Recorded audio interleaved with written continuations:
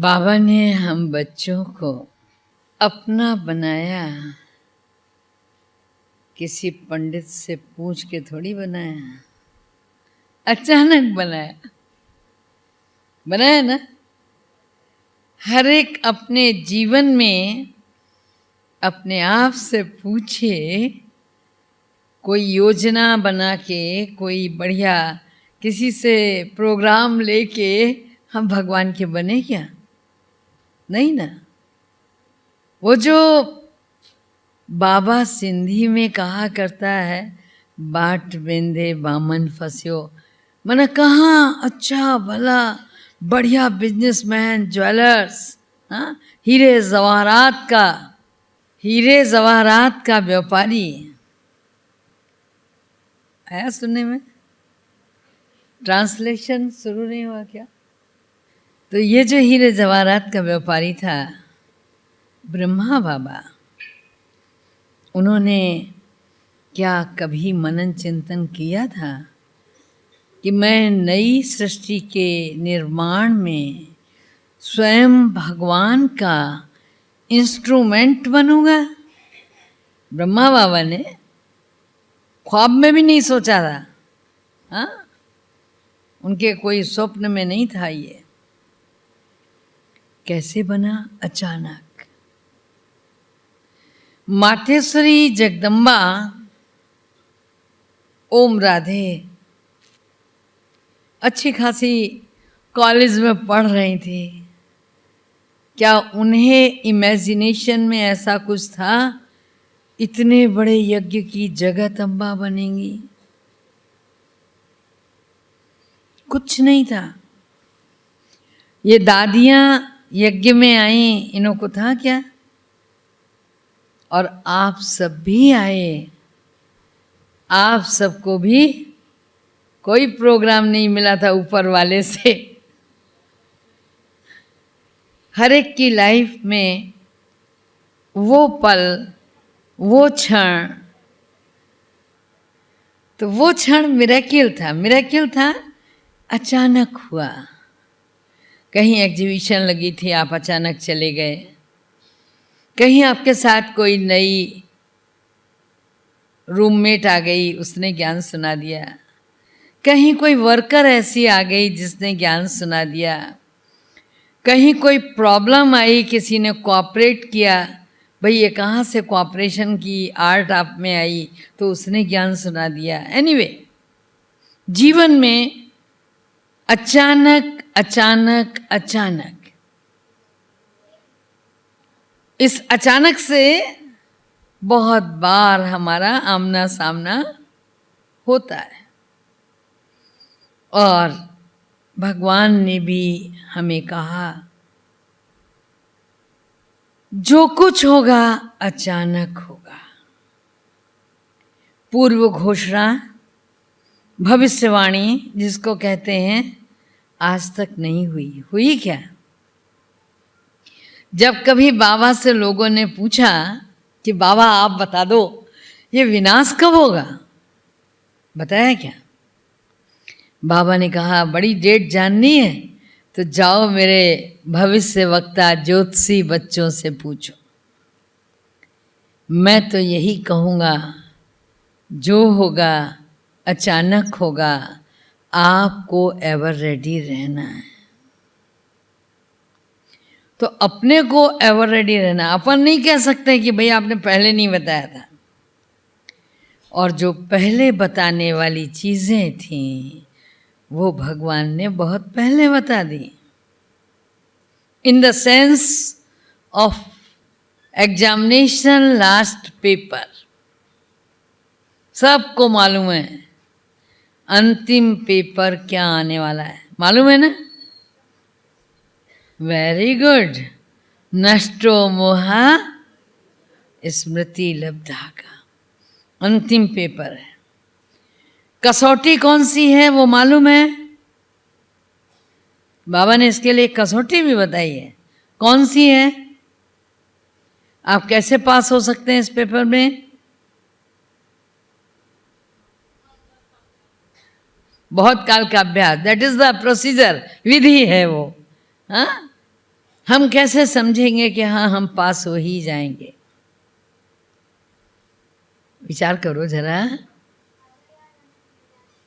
Last में बाबा याद आना चाहिए। बाबा भी कब याद आएगा? गुड, सर्व संबंध बाप के साथ होंगे। बहुत अच्छे आंसर आ रहे हैं। और कुछ? 3 बातें बताई हैं बाबा ने, थोड़ी सी हिंट देती हूँ। Very good. निराकारी, निर्विकारी और निरअहंकारी। आपने क्या बोला? हाँ, राइट राइट। सर्टिफिकेट कौन से? ठीक आई आप, बिल्कुल आंसर के करीब आ गई हैं। एग्जैक्टली। स्वयं प्रिय, प्रभु प्रिय और लोकप्रिय। अगर हमें ये 3 सर्टिफिकेट मिल गए तो हम एग्जामिनेशन क्रॉस कर जाएंगे। तो जब अचानक की बात होती है तो पहले तो आप अचानक को समझ लीजिए कि अचानक वर्तमान में तत्काल परिस्थितियों के आधार से इस्तेमाल होता है।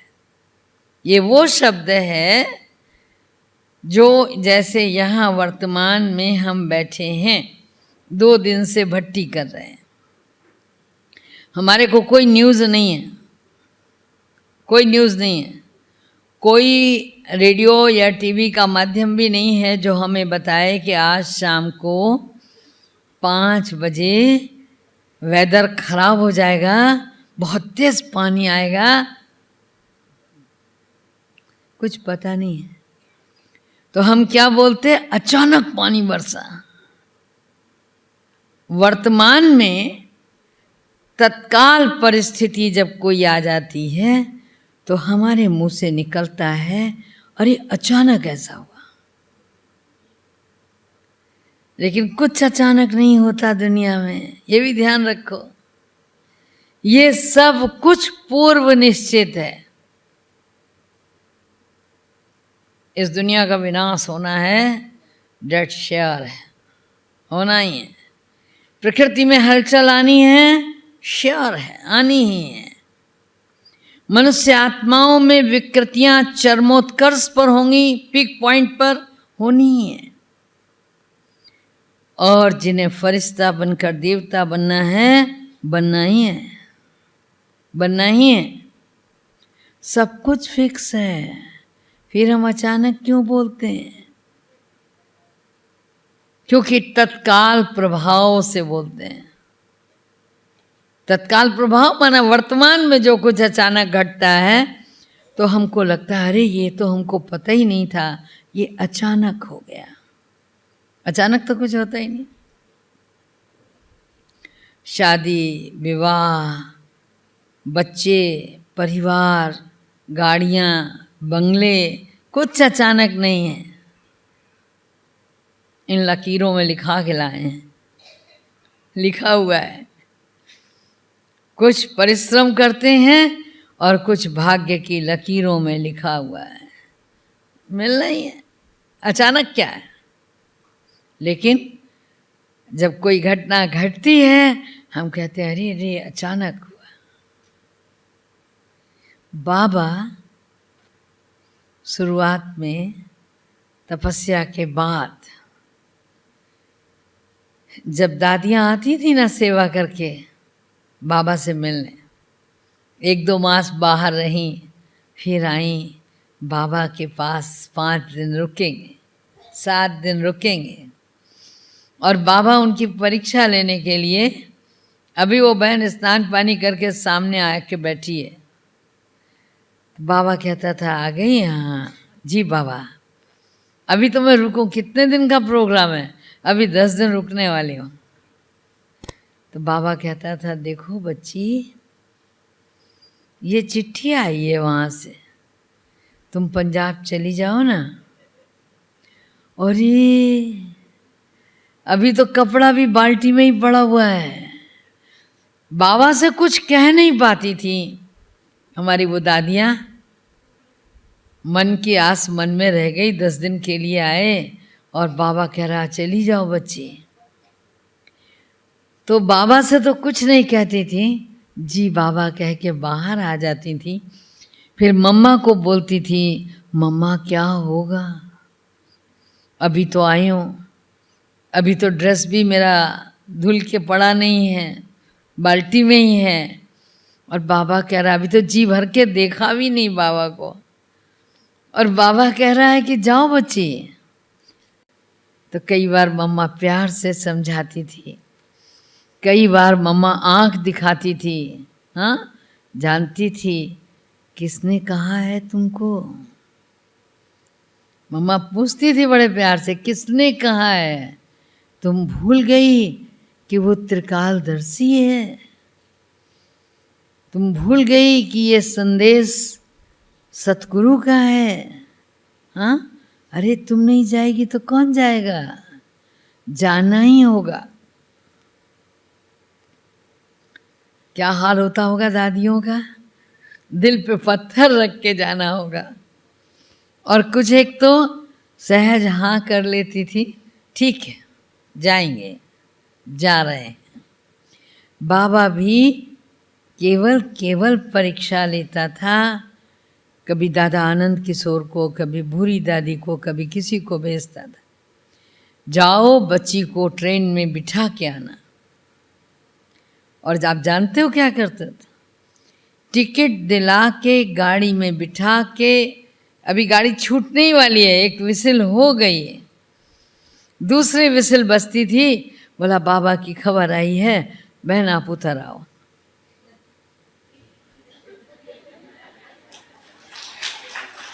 इसको कहते हैं अचानक।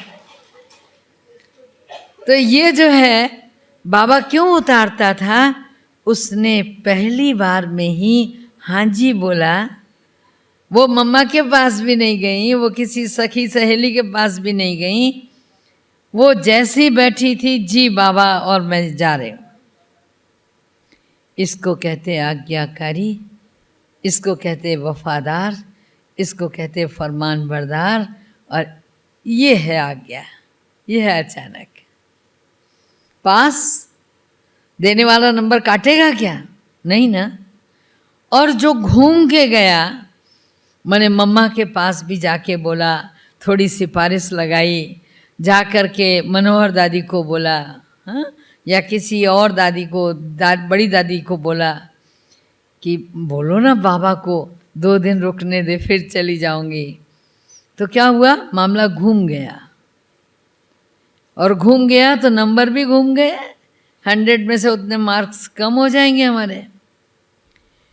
तो जैसे वो बात, वैसे ही हमारे जीवन में जो घटनाएं घटती, हम उनको लेकर कभी सुखी होते हैं तो कभी दुखी होते हैं। ये सुख और दुख, ये सब तत्काल प्रभाव से, क्षणिक है जिसको कहते हैं, स्थायी नहीं है। अभी अभी रो रहे थे, अभी अभी कोई खुशखबरी मिल गई, आंसू पोंछ लिए और खुश हो गए। तो ये क्या है, तात्कालिक, तात्कालिक शब्द माना करंट अफेयर है, सुख का भी दुख का भी, घटने वाली घटनाओं का भी। बाबा ने हम बच्चों को मास्टर त्रिकालदर्शी बनाया, ये सब होना ही है। आपको बताएं, मेरा बहुत चिंतन चलता था कि बाबा कहता है खूने नाहक खेल होगा, गृह युद्ध होगा, अरे कैसे होगा, इतना तो दोस्ताना है, हिंदू मुस्लिम एक साथ रह रहे हैं। और आज की बात नहीं है, बहुत पुरानी बात, अयोध्या में अकाल पड़ा था, हिंदू और मुस्लिम एक साथ मंदिर के बाहर, मस्जिद के बाहर बैठ के खाना खाते थे, और एक ही रोटी से खाते थे। अगर एक का निवाला गिर जाए तो वो उठा के दूसरा खा लेता था। ये प्रॉब्लम नहीं थी कि कैसे खा लेंगे, इतना मैत्री भाव था आपस में। आज के हालात से कुछ कहेंगे, आज के हालात जस्ट अपोजिट हो गए। जो मोहब्बत से जी रहे थे वो गुरगुरा के जी रहे हैं। और हमारे यूपी का तो बहुत बुरा हाल है। श्री योगी आदित्यनाथ जी बुलडोजर बाबा के नाम से प्रसिद्ध हैं, जहां पाते वहीं चलवा देते हैं। तो और अंदर ही अंदर आक्रोश, क्रोध पनप रहा है। आग लग चुकी है और बहुत तगड़ी आग लगी हुई है। अगर एक बार मौका दे दिया जाए तो ये आग विकराल रूप ले सकती है। किसी भी क्षण, किसी भी पल अपने आप को तैयार रखना ही होगा। तो तैयार रखने के लिए उनके पास अगर 2 बंदूक हैं तो हम 4 नहीं रख सकते। वो सीखे सब कुछ हमसे हैं। हमारे यहाँ प्रथा थी मंदिरों में जो गर्भगृह बनाए जाते थे नीचे, राजे महाराजाओं के यहाँ जो शिवालय बनते थे या कुल देवी का मंदिर बनता था, अक्सर होता था कि महाराज नीचे हैं, पूजा कर रहे हैं। तो जो बहुत सीक्रेट, टॉप सीक्रेट कोई बात होती थी तो वो उसी मंदिर के गर्भगृह में बैठकर मंत्रणा होती थी। अस्त्र शस्त्र भी वहीं रखे जाते थे। आज हम भूल गए, हमने छोड़ दी। न वो राजे महाराजे रहे, न वो परंपराएं रहीं। लेकिन हमारे भाइयों के यहाँ मस्जिद में आज भी औजार हथियार रखा जा रहा है। तो हालात विषम हो गए। बाबा की बात एक भी गलत नहीं। बहुत पहले बाबा ने कहा था ये सब होगा। सामने एक बार एक बहन आई, बोली सुनो एक बोरा नमक खरीद के रखो। नीचे बोला, किसी ने बोल दिया कि 100 रुपये किलो मिलने लगा है और नमक की शॉर्टेज हो गई। तो हमारे आश्रम के साइड से एक भाई थे, उनको बोल के गई, रोशन भाई एक बोरा नमक मंगा के रखो। वो मेरे पास पूछने आए, दीदी नमक? मैंने कहा किस लिए? बोला वो सुषमा बहन बोल कर गई हैं कि इतना मंगा के रखो। अरे मैंने कहा शांत रहो, अपना काम देखो। आज शॉर्टेज है, कल नहीं होगी, ठीक हो जाएगा। बात खत्म हो गई, ठीक हो गया वो। लेकिन मैंने यहीं देखा, आपके पड़ोस में उड़ीसा में प्रोग्राम था और कलकत्ते से 100 रुपीज़ केजी नमक का पैकेट आ रहा था। तो बाबा ने जो बात कही कि माचिस भी सोना दे के खरीदोगे, नमक के लिए उतार के चैन दे दोगे कि थोड़ा सा नमक दे दो, ऐसे दिन भी आएंगे। तो हमें उन दिनों का मुकाबला करने के लिए सेहत बना के नहीं रखना है कि हम अपनी हेल्थ बनाएं, एक्सरसाइज करना शुरू करें या कोई वेपन्स रखना शुरू करें या कुछ और बाहरी सुख साधन इकट्ठे करें। हमें अपनी अवस्था बनानी है। अचानक के लिए एवर रेडी रहना है। एवर रेडी रहने के लिए अपनी अवस्था बनानी है, अपनी व्यवस्था बनानी है। समझा? अपने संबंध और प्रबंध ठीक करने, अवस्था, व्यवस्था, संबंध, प्रबंध और प्रतिबंध को चेक करना है। क्या स्थिति है हमारी, ये विचार करके देखो कि हमको एवर रेडी रहने के लिए क्या क्या करना है। बाबा ने एक बात और कही थी और वो ये थी,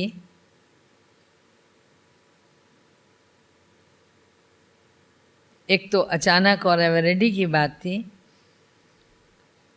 दूसरा देखिए अभी अभी स्लिप कर गई वो बात। तो बाबा ने हम बच्चों को एवर रेडी रहने के लिए बहुत सारे फार्मूले दिए हैं। एक तो नथिंग न्यू का पाठ, और दूसरा बाबा ने कहा जो आदि में हुआ, हिस्ट्री रिपीट इट सेल्फ, वो सब कुछ होगा। और आपको बता दूं, हमारी दादियां अरे सीधा सफेद बाल वाली नहीं हो गई, वो भी टीनेजर थी। 18 साल, 17 साल, 19 साल, 20 साल, माना दादियां भी उस समय अपने यौवन की अवस्था में थी जब बाबा ने कहा अगर तुमको, बड़ी सीक्रेट बात बता रही हो, बाबा ने बहनों को ये कहा, कन्याओं को, अगर तुमको कोई हाथ लगा गया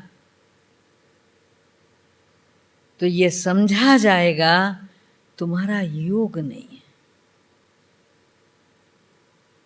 अब दादियां क्या करें?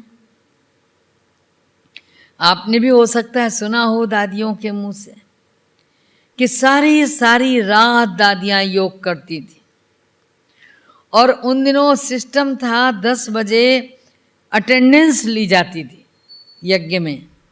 कराची की बात बता रही हूँ। अटेंडेंस ली जाती थी, वो बहन हॉल में देखती थी कि सब बहनें बेड पर हैं, नाम लिया, अगले ने ओम शांति बोला, फिर लेट गई तकिए पे सर रख के। और जब सारी अटेंडेंस पूरी हो जाती थी, वो बहन चली जाए रजिस्टर लेके, उसके बाद वो दादियां धीरे धीरे उठती थी। तो जो सुनाती हैं, दादियों के मुखारविंद से सुना, बड़े बड़े सीमेंट के गमले होते थे, तो वो उसके अंदर घुस के योग कर रही है बैठ के, सारी सारी रात योग करती थी। कोई कहीं पेड़ के पास बैठा है वहां योग कर रहा है, कोई बंगले के किसी कॉर्नर पर बेंच में बैठा है योग कर रहा है। एक अंदर में था, इतना योग करें, इतना योग करें, जो कहीं से कभी ऐसी हमारे साथ दुर्घटना न घटे। आप बाबा की मुरली पढ़ो, बाबा ने कहा है साक्षात्कार मूर्त बनने के लिए साक्षात मूर्त बनना पड़ेगा। हम तो ज्ञानी तू आत्मा है। वो जो अज्ञानी है ना दुनिया के, उन्होंने भी एक शेर लिखा है। यूपी में ही एक जगह है रामपुर, आप रामपुर को ऐसे नहीं समझोगे, लेकिन मैं वहाँ के एक मिनिस्टर का नाम लूँ, आजम खां, तो आप समझ जाओगे। वहाँ एक बहुत अच्छे शायर थे और बहुत अच्छे व्यक्ति थे, हिंदू मुस्लिम एकता, यूनिटी के प्रतीक थे। उन्होंने लिखा था, अचानक की बात है, उजाले अपनी यादों के हमारे साथ रहने दो, न जाने किस गली में जिंदगी की शाम ढल जाए। कोई नहीं जानता कि किस पल हम बैठे बैठे चले जाएंगे। एक एक वक्त का लम्हा लम्हा, माना एक एक सेकंड कीमती है। समय कम है, करने को बहुत कुछ है। और दादियों ने उस समय की वैल्यू समझी थी। जब बाबा ये कहा करता था, बच्चे ये दिवाली तो देख रहे हो, अगली दिवाली, हाँ, एक हंसी की बात सुनो, ब्रह्मा की पूजा नहीं होती कहीं। क्यों? कहते ब्रह्मा ने झूठ बोला था।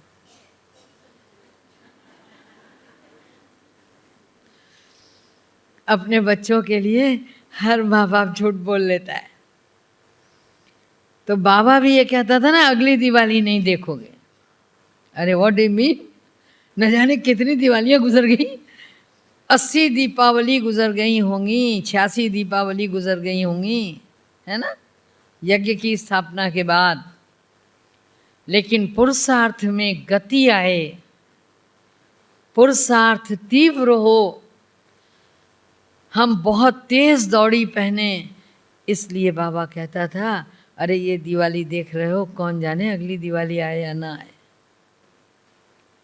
तो इसलिए दादियों ने जो तपस्या की, जो हमारे पुराने भाई बहनों ने कंटिन्यूअस कॉन्स्टेंटली योग लगाया,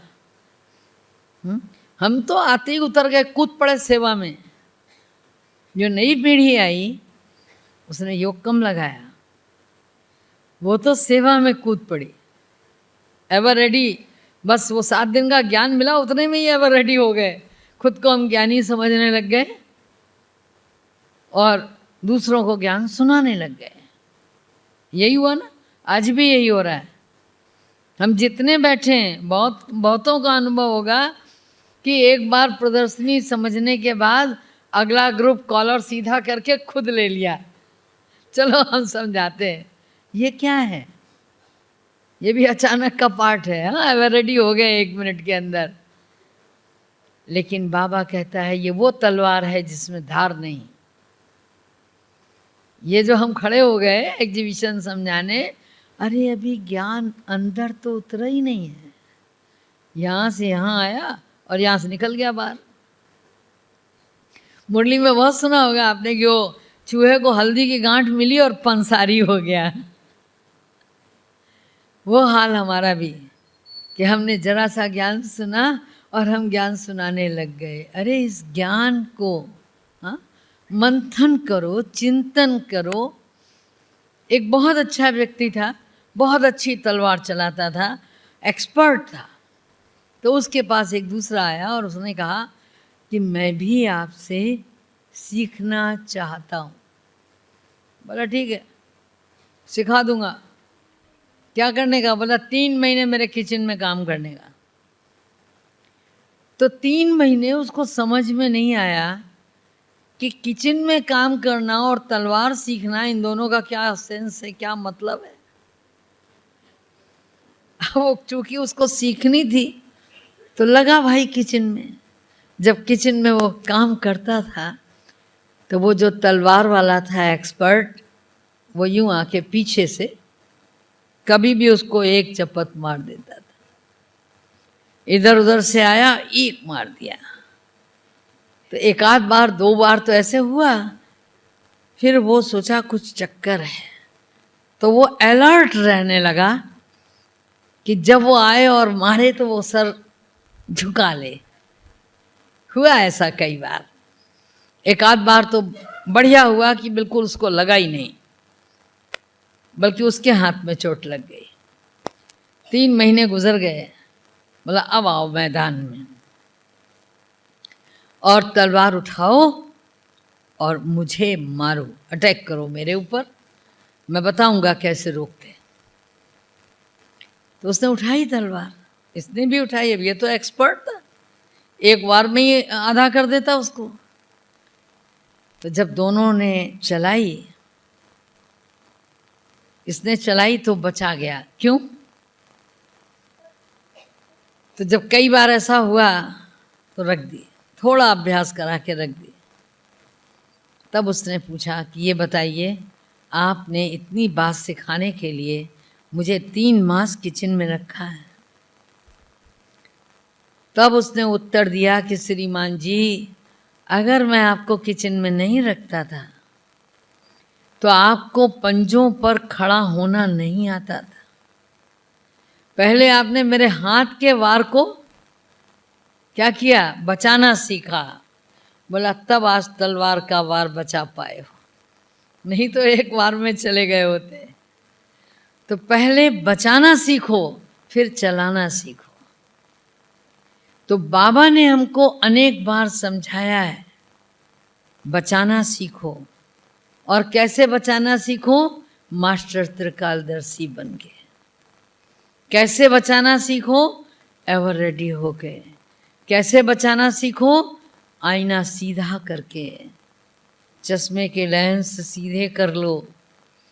बाबा ने बहुत बार समझाया है, माया कागज का शेर है।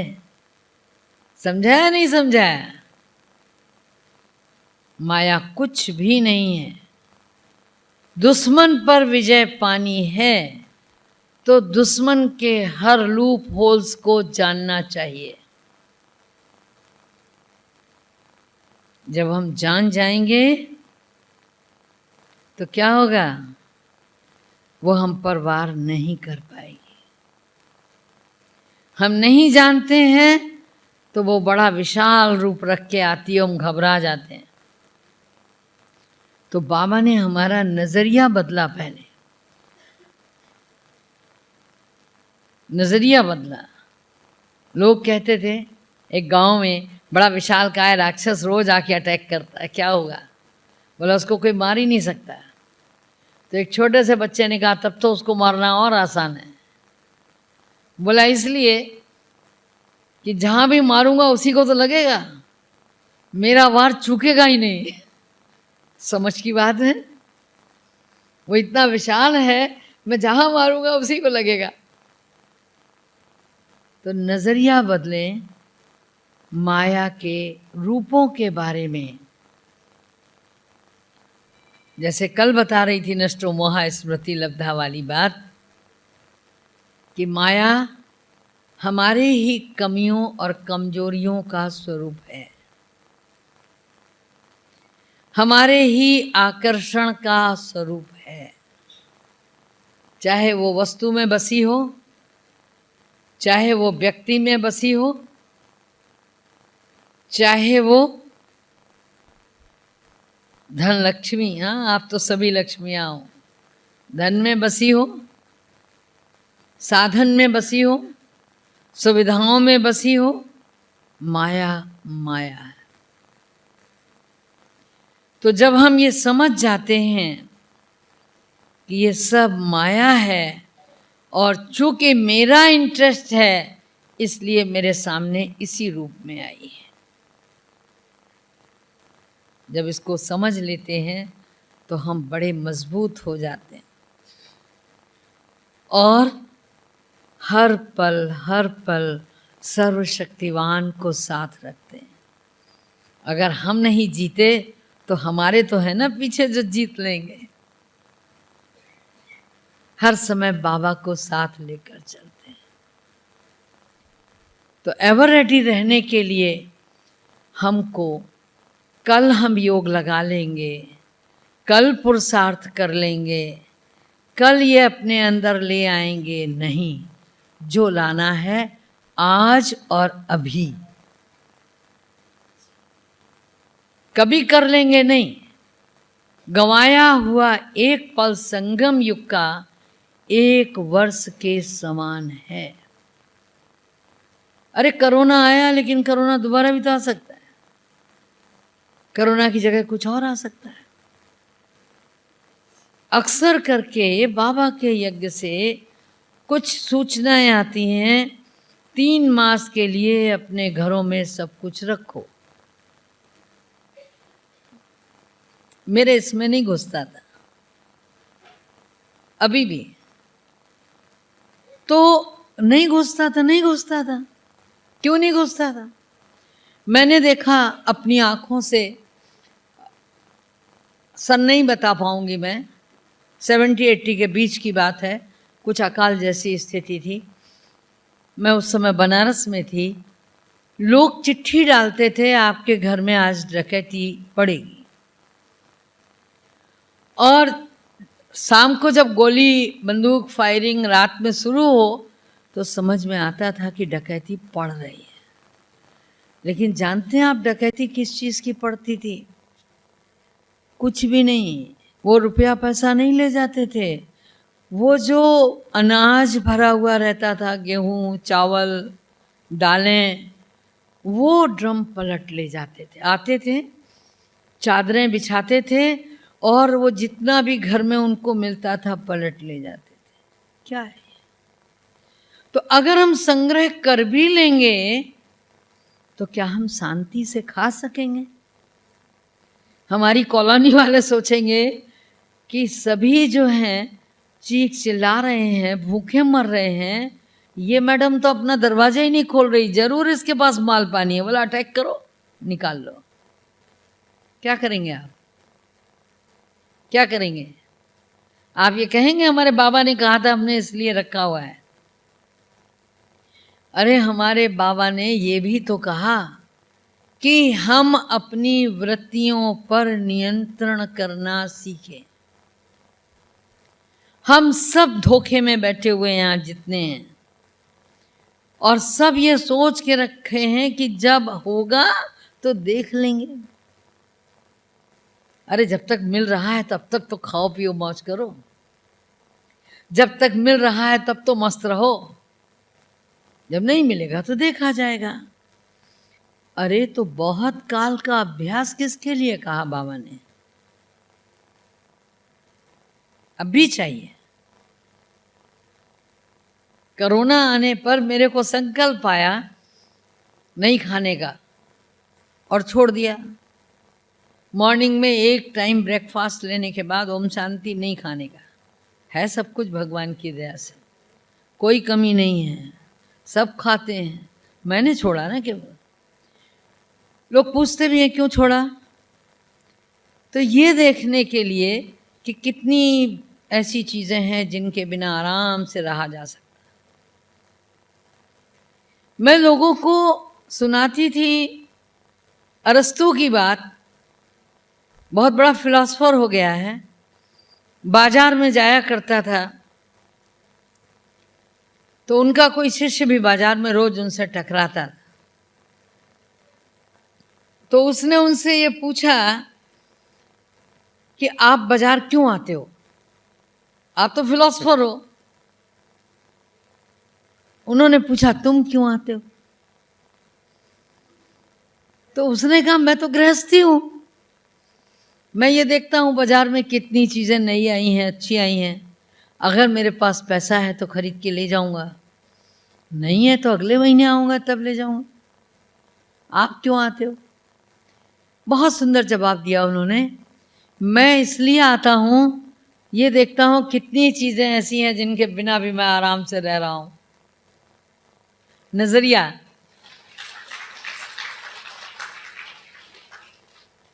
तो हमको अभ्यास करना चाहिए। हम ये नहीं कहते हमारी तरह आप खाना छोड़ दो, लेकिन सप्ताह में एक दिन 2 दिन तो रखो। हम मौन रहते हैं, वो भी जब दीदियां कहती हैं तब रहते हैं, है ना, मौन रखते हैं ना। वीक में एक दिन, चूंकि दीदी ने बोला है इसलिए रखने का नहीं, वो उस दिन भी केवल बाहर का शटर बंद करते हैं, अंदर का वो भी नहीं बंद होता, होता है ना, अंदर का नहीं बंद होता, अंदर का ज्यादा चलता है। और आपको बताऊं कि अगर कुछ ऐसा इधर उधर हुआ ना, ये यहां से उठा के उधर रख दिया, वो वाला इधर रख दिया, अभी थोड़ी देर बाद आऊंगी, और मेरा मौन है, तो चूंकि मैं यहाँ कुछ बोल नहीं सकती तो नहीं बोलूंगी, और अगर इलाहाबाद में बैठी तो कहूँ मुंह से मौन हूं, मुंह से मौन हूं, नहीं बोल रही हूं, लेकिन मुझे भा नहीं रहा है कि ये उधर क्यों चला गया, होता है ना ऐसा। तो हमें तो चाहिए ऐसा मौन अंदर तक शांत, अंदर तक शीतल हो। और अगर ये अभ्यास हमारा अभी नहीं हुआ तो एवर रेडी की लिस्ट में नहीं आएंगे।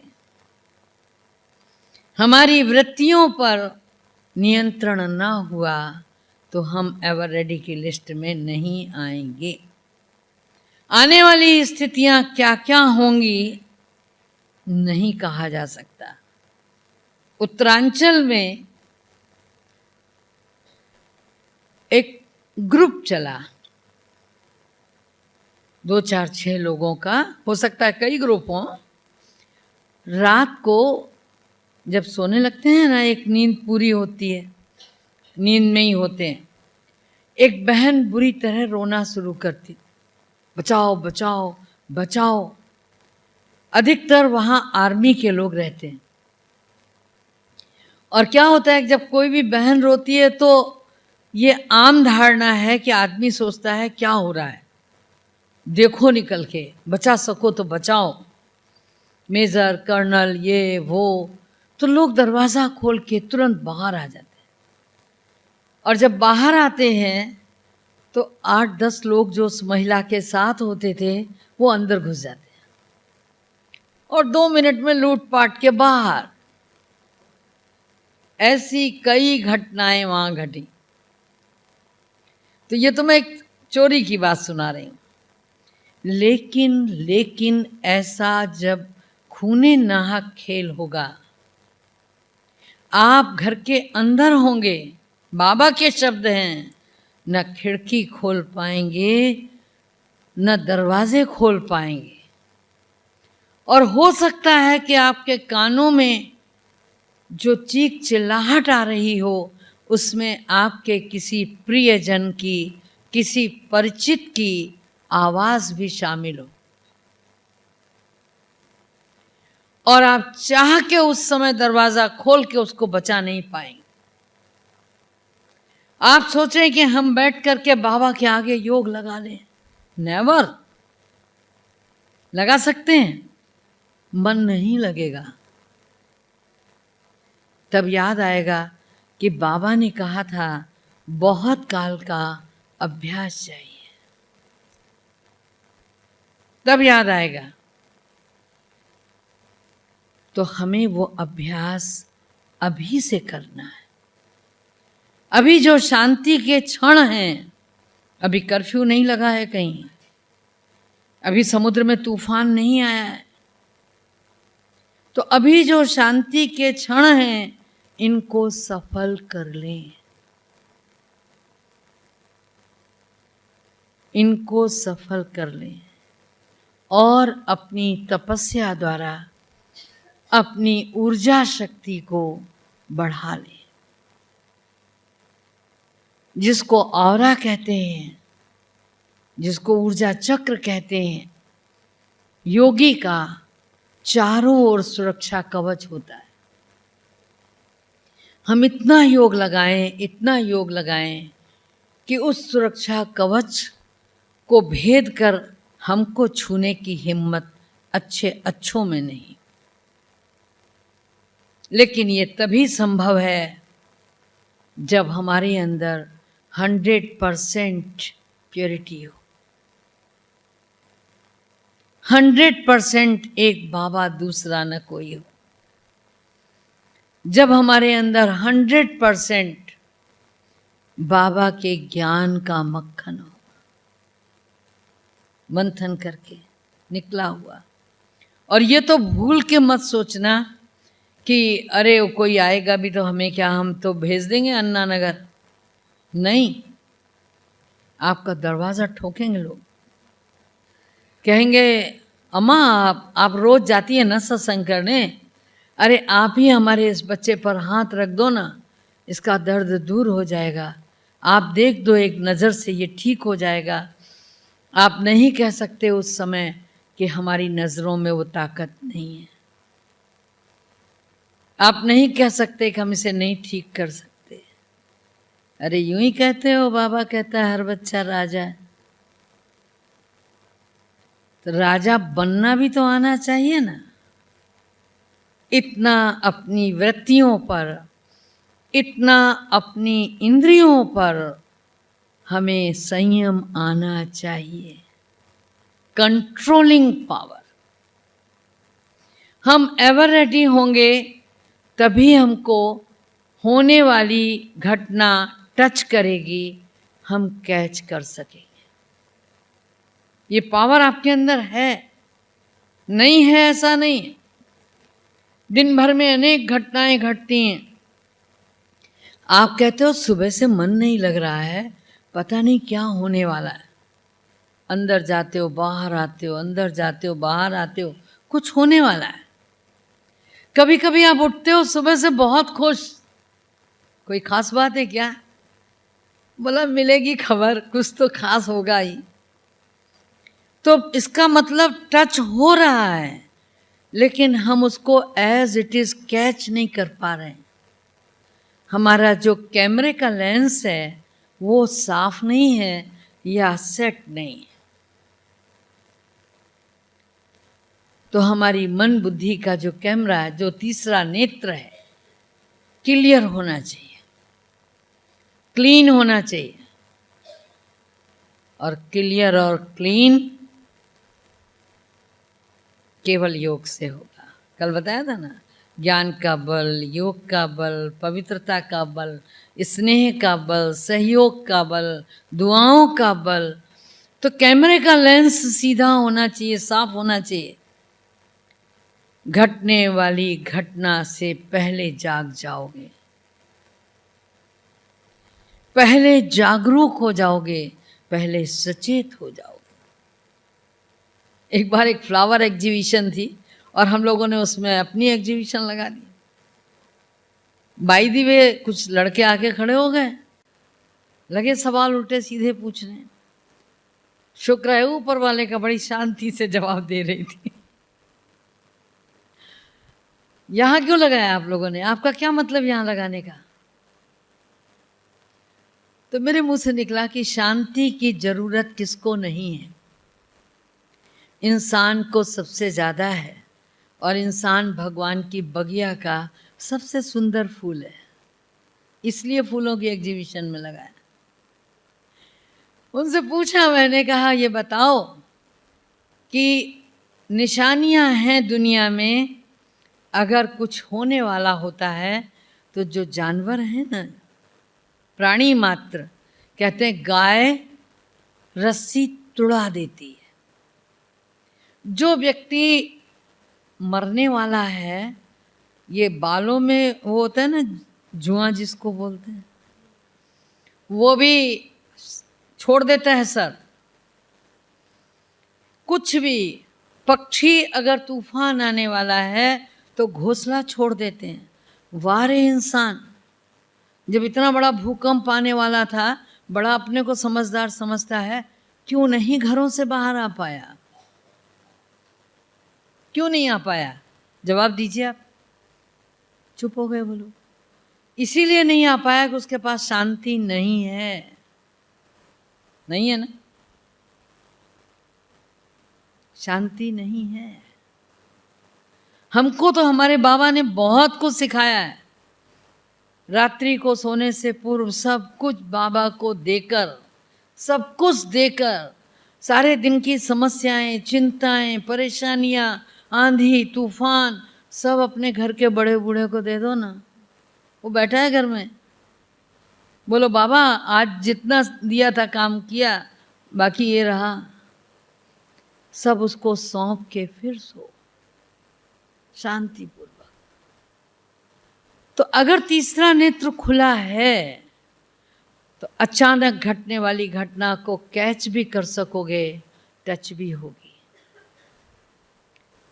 और अगर हम भगवान के बताए रास्ते पर नहीं चल रहे हैं, बाबा की एक एक श्रीमत को फॉलो नहीं कर रहे हैं, तो अगर माया से धोखा खाते हैं तो गलती हमारी है, गलती हमारी है। टच तो हुआ, कैच नहीं कर पाए। हमारे अपने यहाँ अपने सेंटर पे बाढ़ आई थी 84 में गुजरात में, बहुत कस के, और किसी ने फोन किया बहनों को, बाढ़ आने वाली है, आप जल्दी बाहर आओ। बहनों ने सोचा ब्रश कर ले। क्या हुआ? जब तक वो ब्रश करें पानी यहाँ तक। भाग के ऊपर गए, फर्स्ट स्टोरी में, नीचे ग्राउंड फ्लोर में पानी भर गया, फर्स्ट स्टोरी, फिर सेकंड स्टोरी पे चढ़ करके बैठ गए। 24 घंटे वहां बैठी रही हैं। नेक्स्ट डे गुरुवार को बाबा का भोग लगना था, तो बाबा ने संदेशी बहन को कहा, मेरी 2 बच्चियां कल से भूखी बैठी हैं, पहले उन्हें निकाल के लाओ, तब मैं भोग स्वीकार करूंगा। अब सोचिए आप, टच हुआ, बाकायदे फोन भी आया, मगर हम प्रॉपर कैच नहीं किए स्थिति को। तो तब तो बाबा ने कह दिया कि जाओ बच्चियों को लेके आओ। लेकिन आपको एक बात बता दें कि यही बाप, यही टीचर, यही सतगुरु जब न्यायमूर्ति की कुर्सी पे होगा तो नहीं कहेगा मेरी बच्चियों को लाओ। क्या कहेगा? क्या कहेगा? हर एक के कर्मों की गति अपनी अपनी, हर एक की कर्मों की गति अपनी अपनी, उनको उनके अनुसार ही मिल रहा है। तो हमारे रोने को भी नहीं सुनेगा, गाने को भी नहीं सुनेगा, पुकारने को भी नहीं सुनेगा। कहेगा बहुत मौका दिया था, तब तुमने क्या किया। तो आवश्यकता है अभी भी जाग जाओ, अब समय को बर्बाद मत करो, संकल्पों को व्यर्थ मत गंवाओ। वाणी से कोई भी जो दिव्यता के खिलाफ हो ऐसा मत बोलो। कर्म कोई साधारण नहीं करो, ये प्रतिबंध है, यही प्रतिबंध है। और प्रतिबंध क्या है? और प्रबंध है रात और दिन, बस तुमसे बोलूं, तुमसे बैठूं, तुमसे बात करूं, तुमको देखूं, तुम्हारी होके रहूं, ये प्रबंध है। तो अवस्था को बनाने के लिए प्रबंध भी करो, प्रतिबंध भी लगाओ। अपने आप पे हमको ही लगाने हैं, कोई नहीं लगाएगा। जो कुछ होगा अचानक होगा, ठीक है ना। ओम शांति है।